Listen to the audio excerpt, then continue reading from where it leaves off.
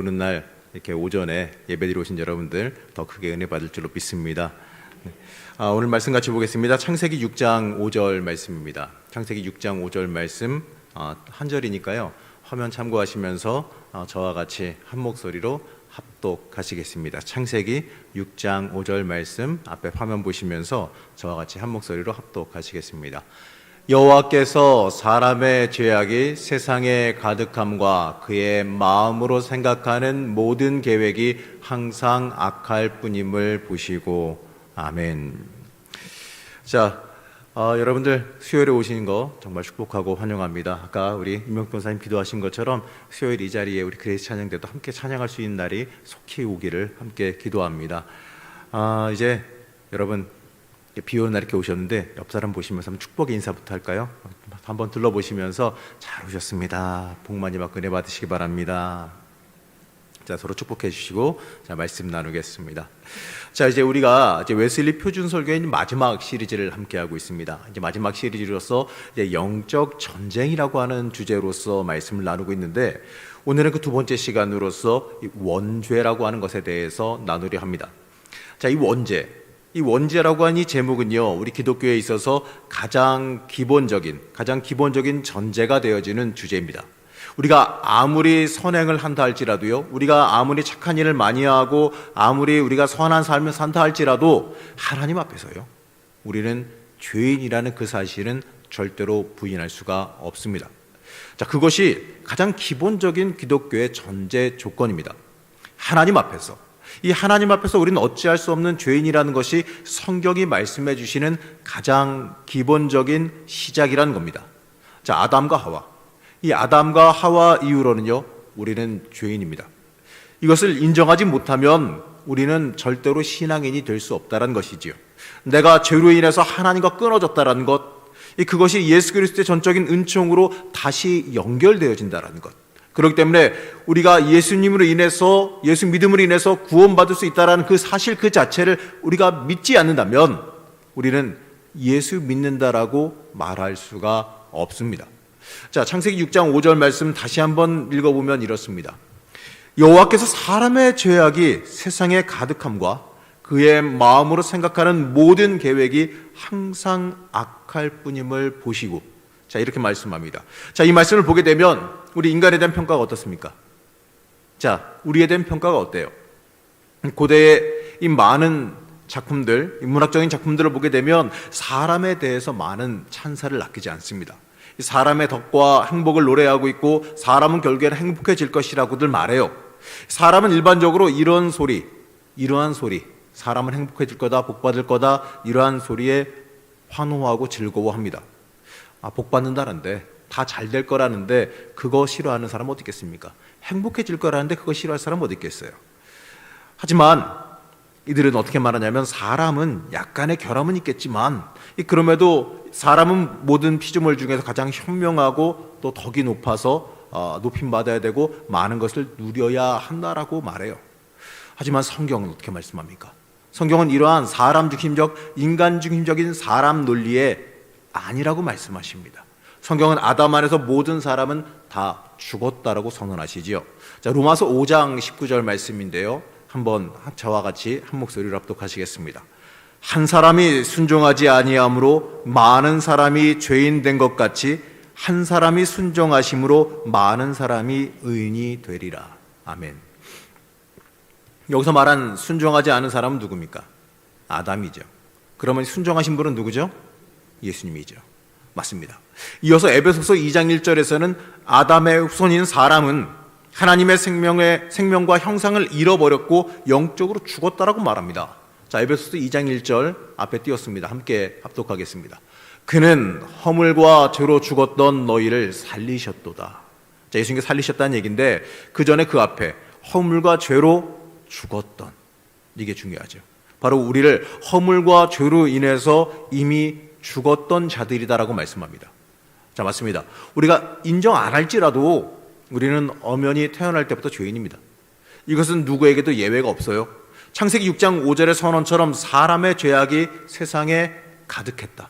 그의 마음으로 생각하는 이 모든 계획이 항상 악하다. 이것을 우리 스스로 인정해야만 합니다. 자, 웨슬리는 이 원죄에 대해서 가르치면서 이 원론적인 이론을 넘어서서 지금까지 제가 이야기한 이 원론적인 이론, 이 신학적인 이론을 넘어서서 원죄를 말이죠, 우리의 삶에 어떻게 적용해야 할 것인지, 그리고 이미 예수 그리스도의 대속의 은총으로 구원받은 우리가, 자, 여러분 이거 아셔야 됩니다. 예수 그리스도의 대속의 은총으로 여러분은 이미 구원을 받았다 못 받았다? 왜 이렇게 자신이 없으셔요? 이미 여러분은 예수님의 대속의 은총으로 구원 받으셨습니다. 받아들이기만 하면 됩니다. 그런데 이 구원받은 우리가, 이제 죄의 문제가 예수 믿어서 해결된 우리가 이 원죄에서 삶이 벗어나지 못하고 살고 있다는 얘기예요. 우리가 어떻게 벗어나서 살아가야 하는지 거기에 대해서 나눠보기를 원합니다.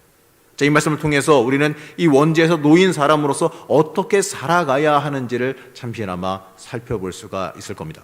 자, 오늘 말씀인 이 창세기 6장 5절. 자, 이 시기가 언제냐면 대홍수 이전의 인간 상태를 설명하고 있습니다. 그래서 홍수 이전에 그들의 상태가 어떠했는지, 도대체 홍수 이전에 인간의 상태가 어떠했길래 그렇게까지 말씀하셨는지를 먼저 살펴보려고 합니다. 우선 보게 되면 이 첫 번째는요, 홍수 직전의 세상에는요 죄악이 가득했습니다. 성경에 의하면 어느 한 지역뿐만 아니라 세상 모두가 다 악했다라고 말해요. 그 당시에는 물질이 넉넉했고 사람들은 긴 수명을 살았기 때문에 이 성경의 기준으로는 많은 사람이 살았다라고 말합니다. 자, 그런데 이 성경은 이 중에 단 한 사람만을 가리켜서 의인이라고 말하죠. 누굽니까? 여러분 잘 알고 계시죠? 노아. 이 노아를 제외하고서는 세상의 모든 사람이 다 죄에 물들었다고 말합니다. 그 많은 사람 중에 하나입니다. 자, 또 뭐라고 성경은 말씀하냐면 인간의 생각에서 나온 모든 계획은 다 악했다, 이렇게 말해요. 다 악했다. 노아를 제외한 모든 사람, 바로 모든 사람의 모든 행동, 심지어 그들의 생각 다 죄로 물들었다는 얘기예요. 그 심령, 그들이 가지고 있는 성향, 기질, 승질, 감정, 욕구, 하는 모든 계획, 생각, 여기서 흘러나온 이 모든 것들이 다 이미 모든 사람의 죄에 물들어 살았다는 얘기입니다. 자, 그러면 왜 이렇게 깊고 넓게 사람이 죄에 물들었느냐? 왜 죄에 물들었느냐? 하나님의 형상 따라 지음을 받았는데 왜 이렇게 죄에 물들어 사느냐, 이 얘기예요. 웨슬리는 여기에 대해서 그들이 하나님의 형상을 상실했기 때문이다라고 말합니다.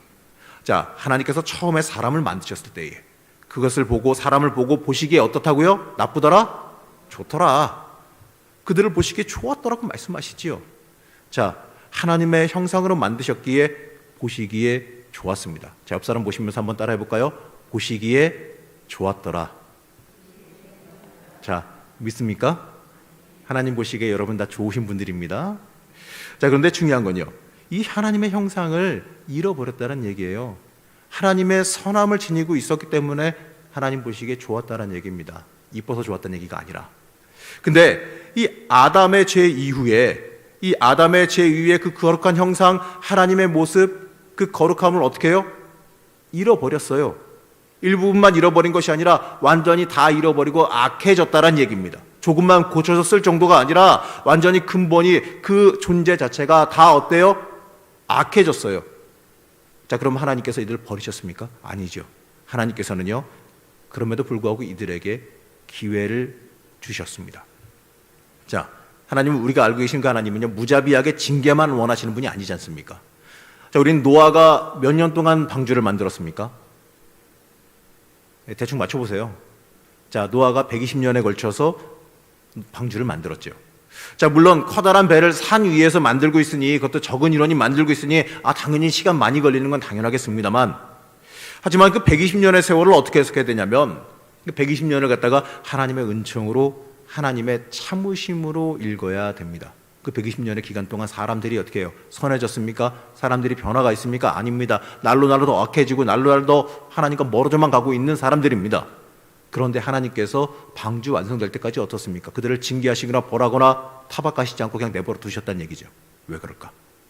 자, 우리 감리교는 무슨 이론을 이야기하냐면, 원래 다 있는 기독교 이론이지만 강조하기는 부분인데, 하나님의 선제적인 은총을 먼저 감리교는 말합니다. 자, 하나님께서 태초에 모든 사람에게 구원받을 수 있는 은혜를 주셨다라는 말씀입니다.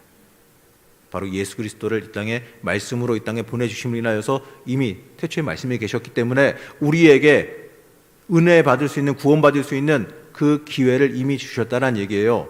우리에게 양심 같은 그 무엇인가를 주셔서 우리가 하나님을 인식할 수 있도록, 내가 죄인임을 인식할 수 있도록, 내가 구원받아야 되는 존재임을 인식할 수 있도록 다 준비시켜 놓으셨다는 이야기입니다. 바로 누구에게나. 그래서 우리가 이 감리교는 만인 구원을 이야기하지 않습니까? 누구에게나 다 구원받을 수 있는 기회를 다 주셨습니다. 그렇기 때문에 이 방주가 준비되는 그 기간은요, 이 사람들이 회개하고 돌이키기를 기다리시는 시간이었다는 겁니다. 그들이 선해서, 그들이 돌이킬 가능성이 보여서 기다렸던 게 아니라, 그들이 가치가 있어서가 아니라 하나님께서 은혜의 하나님이시기 때문에 참고 기다리셨다는 얘기입니다. 하나님의 은총이 아니면 죄에서 벗어날 방법도 가능성도 없는 겁니다. 하지만 안타깝게도 어떻습니까? 하나님께서 그들을 기다리시고 참아주셨음에도 불구하고 그들은 죄에서 돌이키지 아니하였고 결국에는 참 속상하게도 대홍수를, 징계를 맞이하고 말았지요. 하나님의 은혜의 초청, 회개의 초청, 이 돌이킴의 초청을 받아들이지 않으면 우리도 똑같습니다. 이처럼 우리도 멸망할 수밖에 없다는 그 사실을 우리 인생에 걸쳐서 잊지 말고 살아가야 할 것입니다. 자, 그러면 이 당시에, 이 창세기 6장이 기록되던 당시에 사람들의 모습이 이렇게 악했다라는 것을 보고 이들이 징계받았던 것을 보는데, 자, 지금 수천 년의 세월이 지나간 2020년, 지금 오늘을 살아가는 여러분의 모습은 어떻습니까? 과거, 그것도 수천 년 전 노아의 홍수 사건 이전의 인간들의 모습은 철저히 죄인이었음을 우리가 봐서 알지요. 자, 그러면 여러분, 우리 이제 뭐가 좀 달라졌습니까? 자, 옆 사람들 한번 째려보면서 한번 봐보세요. 죄인인가 아닌가 한번 봐보세요. 그러면 뭐 똑같습니다. 우리도 다 죄인입니다. 이 내용이 우리의 삶에 어떤 영향을 끼쳤겠습니까? 자, 보게 되면 우리의 모습에 대해서 웨슬리는 이렇게 말해요. 지금 우리도 그대로 하나님의 형상을 상실했다라고 말합니다. 자, 홍수 이후에 1000년이 지난 뒤에 다윗을 통해서 이렇게 말씀하십니다. 시편 14편 3절 말씀을 읽어보면 이렇습니다. 다 치우쳐 함께 더러운 자가 되고 선을 행하는 자가 없으니 하나도 없도다. 또 신약의 사도들의 지적도 똑같은데 로마서 3장 10절에서 12절 말씀을 읽어보면 이렇습니다. 기록된 바 의인은 없나니 하나도 없으며 깨닫는 자도 없고 하나님을 찾는 자도 없고 다 치우쳐 함께 무익하게 되고 선을 행하는 자는 없나니 하나도 없도다. 이렇게 사도 바울은 말하죠. 다윗의 시절에도요, 우리는 여전히 우리의 능력으로 구원받을 수 없는 죄인이었고, 예수님이 오신 이후에도 우리는 우리의 능력으로 구원받을 수 없는 죄인임에 불과했습니다. 자, 우리라고 별다를 거 없어요. 이 노아의 시절, 그 시절과 지금 우리의 시절 별다를 거 없습니다. 자, 우리의 모든 계획, 사람이 행하는 모든 계획, 참 미안하고 죄송한 이야기지만 결론적으로 말하면요, 악해요. 우리가 하는 거요, 나도 모르게 내 본성이 튀어나오게 되면 악합니다. 우리의 본성의 의지에 생하는 이 모든 것은 악할 수밖에 없다는 얘기예요. 여전히 우리는 죄인이기 때문에 그렇습니다. 자, 그러면 우리가 이제 하나님의 형상을 상실했다고 말하는데 그럼 우리의 형상이 뭐냐? 웨슬리는 이렇게 말합니다. 우리는 사단의 형상대로 살아간다라고 말합니다. 참 끔찍한 이야기지요. 하나님께서 우리에게 주신 본질적인 모습을 잃어버렸습니다. 더 불행한 것은 우리가 하나님의 형상을 잃어버린 모습으로 살고 있다는 이 안타까운 사실을 인식하지 못한다는 데 있습니다. 너무나도 큰 일이 벌어졌는데 그 일을 몰라요. 이 모습이 우리의 가장 기본적인 모습, 하나님의 형상을 잃어버린 모습이 기본적인 우리의 모습이라는 게 참 안타까운 겁니다. 죄에 빠진 우리는요, 죄의 본성에 의해서 자꾸 하나님 떠나가려고 합니다. 이 조각된 신상에 절하며 우상 숭배하지는 않을지라도 심령이 하나님 외에 다른 걸 찾고 있다는 얘기예요. 그것이 바로 우상 숭배 아니겠습니까? 하나님께 영광을 돌려야 되는데 하나님께 영광을 돌리지 않고 그저 내 자신의 안위와 평안만 추구하고 살아가니까 그게 우상 숭배라는 겁니다. 목적과 방향 상실한 겁니다. 웨슬리는 그런 것 자체가, 그러한 삶 자체가, 그러한 인생 자체가 교만이요 죄악이다라고 말해요. 그 속에 이 죄의 뿌리인 교만이 사로잡고 있습니다.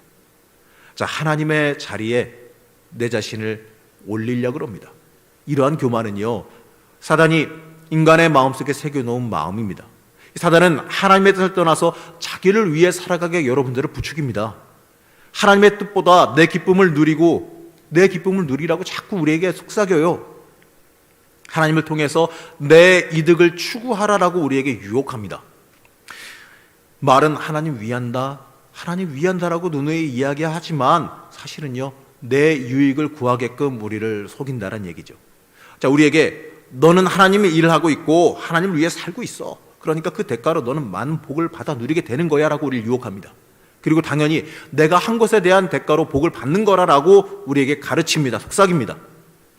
네, 여러분, 죄송한 이야기지만 진짜 그럴까요? 정말로 그렇습니까?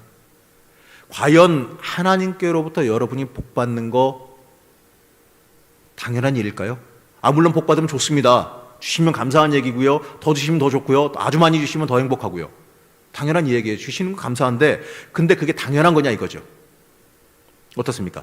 내가 하나님의 사람으로 뭔가 행하면 거기에 대한 대가가 마치 공식처럼 꼭 자판기처럼 주어져야 속 시원하겠느냐 이겁니다. 자, 여러분 아셔야 될 게 이 마음이 사단이 주는 마음입니다.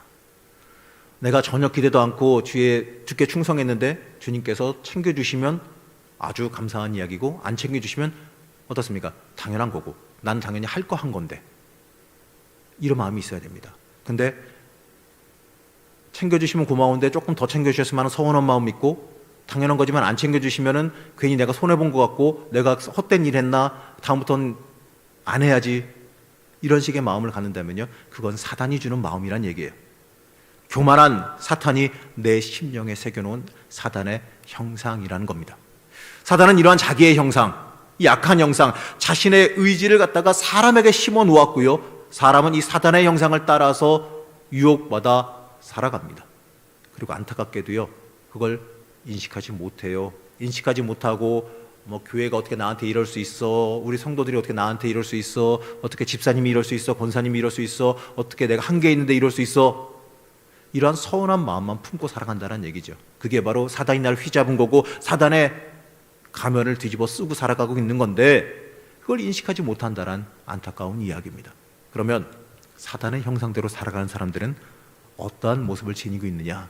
외실인 여기에 대해서 말합니다. 우선 첫 번째로요, 이 사단의 형상대로 살아가는 사람들의 첫 번째 모습은 육신의 정욕의 노예가 된다라고 말합니다. 자, 우리가 살아가는 어떤 모습이 사단의 형상대로 살아가는 모습이냐?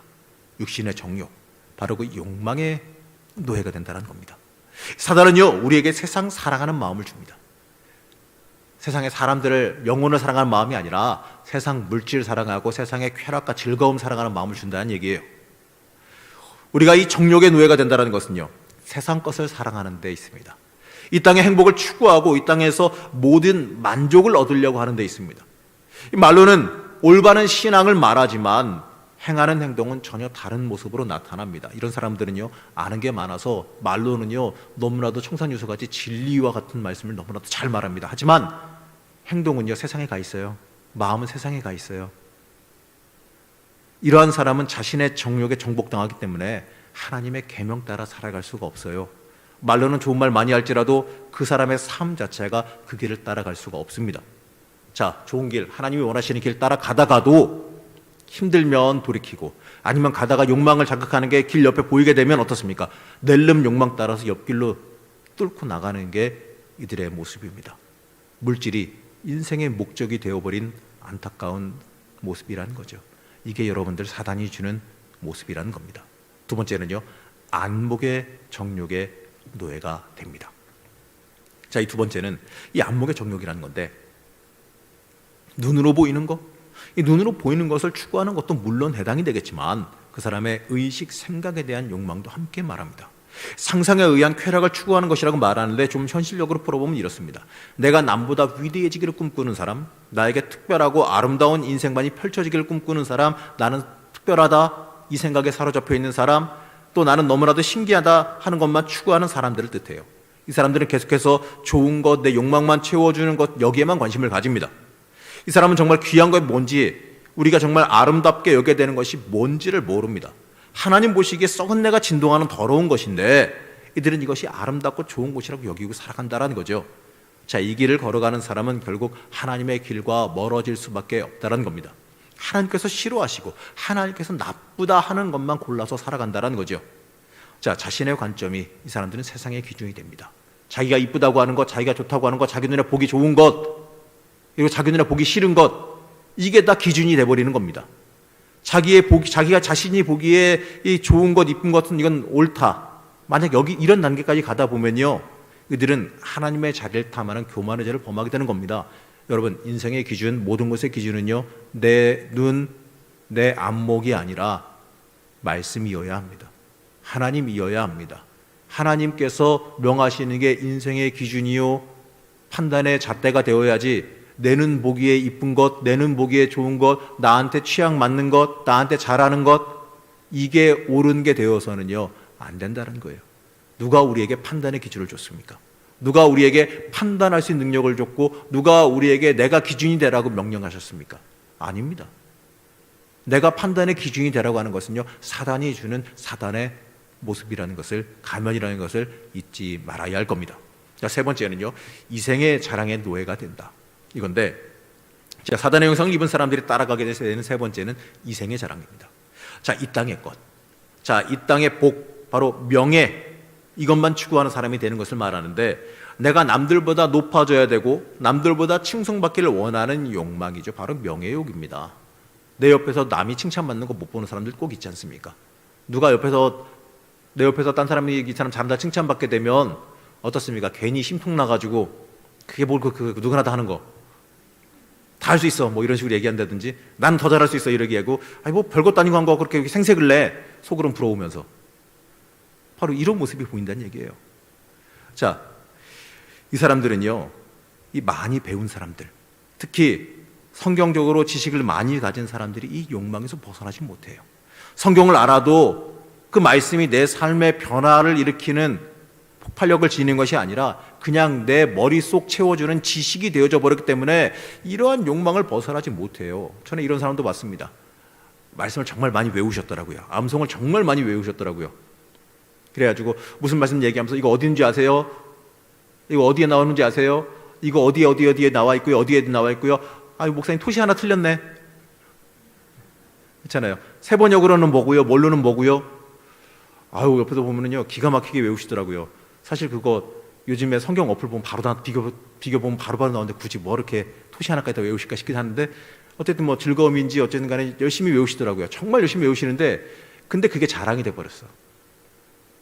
그게 외우는 건 좋은데, 많이 암송하는 건 좋은데, 그게 남들보다 내가 우월함, 내가 남들보다 잘났어, 많이 외웠으니까 난 남들보다 잘났어, 남들보다 높아졌어, 아유 이 말씀도 암송 못하는 사람이 무슨 뭐 사역자야 뭐 이러면서 남들 무시하고 있더라고요.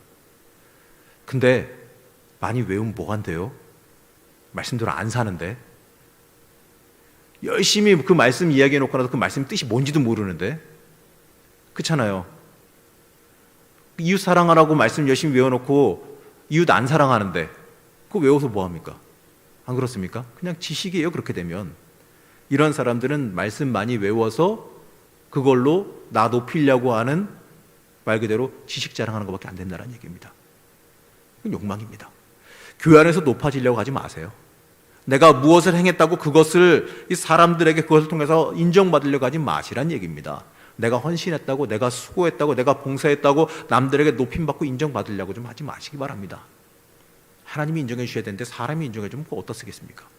그 마음은요, 사람에게 인정받고 높임받고 내가 뭔가 봉사하고 수고한 것에 대한 대가 받으려고 하는 그 마음은요, 사단이 주는 마음입니다. 이러한 사람들에게 예수님께서 이렇게 말씀하세요.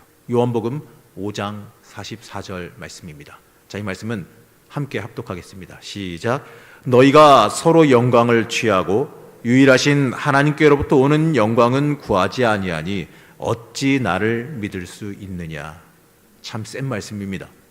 하늘의 영광 구하는 게 아니라 이 땅의 것, 이 땅에서 높아지는 것을 원하면서 살아가고 있으니 그 사람은 세상 사람이고 하나님 나라와 관계없는 사람이 됐다는 얘기예요. 예수님의 말씀입니다. 예수님 말씀하세요.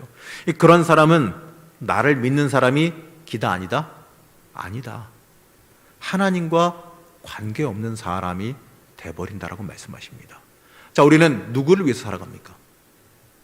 무엇이 여러분 인생의 목적입니까? 자꾸 여러분 제가 누누이 말씀드리는 내용이기도 하는데, 자, 여러분 누구를 위해서 사시는지, 인생의 목적이 뭔지 이거 하나만 명확하게 해도요, 여러분 삶이 바뀌고 여러분의 인생이 바뀔 줄은 믿습니다. 예수 믿고 죄에서 해방 입은 사람이라면 이 땅의 것, 이 땅의 욕망에서 벗어나야 하는 거 아니겠습니까? 자, 우리가 이 땅의 것을 물론 버리고 살아갈 수는, 아예 다 버리고 살아갈 수는 없는 거죠. 하지만 우리의 인생의 목적이 이 땅의 것을 위한 것에서는 벗어나야 되는 거 아니겠습니까? 이 세상의 것들이 우상이 돼서는 안 됩니다. 이 세상의 것들이 집착이 돼서는 안 됩니다. 하나님을 위해서 놓아야 되면 놓을 수도 있는 것, 주신 거는 당연히 잘 쓰고 누리고 살아야겠지만 하나님께서 내놔 하시면 얼른 여기 있습니다 하고 드릴 수 있고, 또 난 거 주시면 또 감사합니다 쓸 수 있고 잘 누리고 쓰고 이럴 수 있어야 되는 거 아니겠습니까? 하나님 그거 하나만큼은 안 되는데요, 하나님 그거는 내 건데요, 하나님 저 말고 딴 것도 있는데요, 하나님 이거 말고 딴 거 드리면 안 될까요? 이게 바로 우상숭배라는 겁니다. 이게 바로 하나님과 관계없이 악한 사단이 주는 마음이라는 겁니다. 이 세상의 것이 여러분 인생의 우상이 되어서는 안 될 줄로 믿습니다. 그리고 두 번째는 하나님의 은총이 우리 자신을 보게 만들어준다는 겁니다. 자, 여러분, 우리의 인생이 비참해지는 것은요, 우리가 이러한 상태, 우리가 사단의 형상을 뒤집어쓰고 살아가고 있다는 그 형태를 알지 못하고 사는 데 있습니다. 영적인 무지 가운데서 살아가는 사람은요, 내 비참한 이 처지는 물론 하나님의 세계에 대해서도 전혀 알지 못해요. 하나님께서는요, 선행 은총으로 우리가 이러한 죄악을 깨닫게 하셨습니다. 그렇기 때문에 우리는요, 딴 핑계 못 댑니다. 이미 기회 주셨어요. 그렇기 때문에 구원의 길을 붙잡아야 하는 겁니다. 하나님께서는 노아의 홍수 때 무려 120년을 기다리셨듯이 우리에게도 지금 하나님께서 기다리고 계실지도 모릅니다. 아니, 기다리고 계시는 것 같아요. 빨리 여러분들 하나님께서 돌이켜라라고 우리를 기다리고 계십니다. 자, 그러면 우리가 살아날 수 있는 이 구원의 길, 우리가 이 살아날 수 있는 이 구원의 길은 어디에 있겠습니까? 확실한 것은요, 구원은 기독교 신앙에만 있는 겁니다. 이 사람의 모든 근본적인 문제가 죄에서 시작합니다. 우리는 이걸 잘 알죠. 참된 기독교 신앙을 가진 우리는 내가 모든 죄 가운데서 태어났고 하나님을 대적하는 행동을 끊임없이 행하며 우리의 영혼 전체가 더럽혀져서 항상 악하다라는 그 사실을 인정해야 됩니다. 나는 죄인입니다. 참된 그리스도인이라면 나는 처음부터 죄로 가득 찼고 전적으로 타락했다라는 그 사실을 인정해야 합니다. 그럴 때 우리는 구원의 길도 함께 걸어갈 수 있는 겁니다. 자, 그럴 때 우리는요, 이 구원의 길을 붙잡을 수 있는 겁니다. 자, 웨슬리는 사람은 전적으로 타락했고 그러므로 하나님의 형상이 사라지고 마귀의 형상이 대신했다라고 말했죠. 자, 그리고 이 마귀의 형상은 우리를 교만, 아집, 이 물질을 사랑하는 사랑으로 이끌어서 우리를 죽음으로 인도한다라고 명백하게 말합니다. 그리고 이 질병을 치유하는 방법에 대해서 말하는데 그 질병을 치유하는 유일한 길은 믿음이다라고 결론을 내립니다. 자, 믿음이 뭡니까? 뭐가 믿는 겁니까? 이 믿음은요, 이 그리스도 앞에서 전적으로 나를 내려놓는 겁니다. 교만과 아집과 피조물 향한 갈망에 대한 근본적인 치유는요, 나를 내려놓는 데 있는 겁니다. 예수 믿는다는 게 뭡니까? 예수님께서 우리의 죄를 사해 주시고 십자가에 달려 돌아가셨다는 것 믿는 거, 그거 믿는 거 아닙니까? 근데 더 중요한 것은요, 내가 예수 그리스도를 믿고 구원받는다는 것 그 자체가 의미하는 게 있습니다. 예수님께서 내 죄를 갖다가 다 사해 주셨고 나를 그의 피로 사셨다, 이거 많이 들어본 이 얘기죠. 자, 예수님께서 여러분 사셨다라고 얘기하는데 그럼 이제 여러분 누구 겁니까? 누구 겁니까? 내 거? 예수님 겁니다. 그러면 예수님 건데 왜 예수님 거대로 안 살아가고 여러분 것처럼 살아갑니까? 그렇지 않습니까? 왜 여러분이 여러분의 인생의 주인으로서 살아가십니까? 예수님 건데. 예수님 거면은 여러분의 인생이 예수님이 주인 되어서 살아가야 되는 게 당연한 거 아니겠습니까? 그렇기 때문에 우리가 예수님 믿는다는 것은요, 내 주인이 예수님이라는 것을 고백하는 겁니다. 예수님 앞에 철저히 나를 내려놓는 게 믿는 거지, 말로만 예수님께서 나를 구원해 주셨습니다, 대속의 보혈로 나를 사해 주셨습니다, 내 죄의 문제가 해결됐습니다, 말로만 이야기하는 것은 소용없다는 얘기죠. 내가 구원받았기 때문에 나는 예수님 겁니다. 예수님 앞에 내 욕심과 모든 걸 내려놓는 것이 바로 믿음이라는 거죠. 자, 우리 인간은요, 웨슬리에 의하면 치명적인 질병에 걸렸다고 말합니다. 이 병은 아담에서부터 시작했고 그 결과 우리는 영원한 죽음에 이르러야 합니다. 자, 이 병은요, 예수 그리스도께서 나를 사랑하시고 나를 위해 자신을 주셨음을 믿을 때 치유된다고 말합니다. 맞습니다. 이 믿음은요, 예수님 앞에, 하나님 앞에 나를 내려놓는 것이기 때문에 더더욱 그렇습니다. 자, 믿음은요, 누누이 이야기하지만 말로만 하는 거 아닙니다. 말로만 믿는다고 말하는 게 믿는 게 아니에요. 믿음은 우리의 삶으로 드러나야 됩니다. 삶으로 드러나는 거, 내가 하나님 앞에 마음 드렸다는 거 뭘로 드러납니까? 내 행동으로 드러나요. 내 행함으로 보여주지 않으면 하나님의 형상으로 온전하게 회복되었는지를 알 방법이 없어요. 여러분, 죄에서 벗어나시기 바랍니다. 우리를 죽음으로 이끌어가고 구원으로부터 멀어지게 만드는 그 원죄에서 여러분 벗어나시기 바랍니다. 이미 예수님께서 우리에게 승리하도록 하셨어요. 이미 승리해 주셨어요. 이미 승리했는데도 불구하고 우리가 왜 그 자리에 그대로 앉아 있습니까? 일어나 나가야지. 그럼에도 우리는요, 이미 이겨놔 주셨는데도 우리는 사단이 주는 모습을 잡고 입고 죽음의 길로 걸어 들어가고 있다는 이야기입니다. 여러분, 그 길에서 벗어나시기 바랍니다. 우리의 영혼을 파괴시키려는 그 거짓에 속지 마시기 바랍니다. 성령님께서 지금 이 시간에도 여러분 부르십니다. 진정한 믿음 안에 거라고 부르십니다. 여러분, 거듭나야 된다 많이 들었죠? 주님 앞에 다시 태어나시기 바랍니다. 전적으로 예수님 앞에 나를 내려놓으시기 바랍니다. 나는 더 이상 내 것이 아닙니다. 나는 주의 것입니다. 이 주님을 위해서 쓰임받아야 되는 주님의 것입니다. 그렇기 때문에 이제 나는요, 높임받지 않아도 돼요. 나는 높아지지 않아도 되고 나는 많은 것을 받아 누리지 않아도 됩니다. 내가 주님의 것이기 때문에 그렇습니다. 이제 은혜로 우리가 온전히 새롭게 변해질 줄로 믿습니다. 우리는 두 번째 아담이신 예수 그리스도 안에서 다시 태어나야 됩니다. 이제 해야 될 일은 어떻습니까? 분명하죠. 자, 우리의 모든 병이 치유되고 마음속에 예수 그리스도의 마음을 온전히 품을 때까지 믿음에서 믿음으로 매일매일마다 전진할 수 있어야 됩니다. 사랑하는 성도 여러분, 세상을 향한 마음이 아니라 예수 그리스도의 마음을 품기를 여러분들 축복합니다. 모든 것은 주님을 위해 살아가야 됩니다. 내가 높아지는 게 아니라 주님을 높이는 삶을 살아가시길 결단하시기 바랍니다. 우리는 죄에서 이미 벗어나 있습니다. 그렇기 때문에 벗어난 사람으로서 합당한 모습, 참된 그리스도인의 모습으로 오늘 이 시간에 살아가기를 결단하시는 여러분들 되시기를 시간 간절히 축원합니다.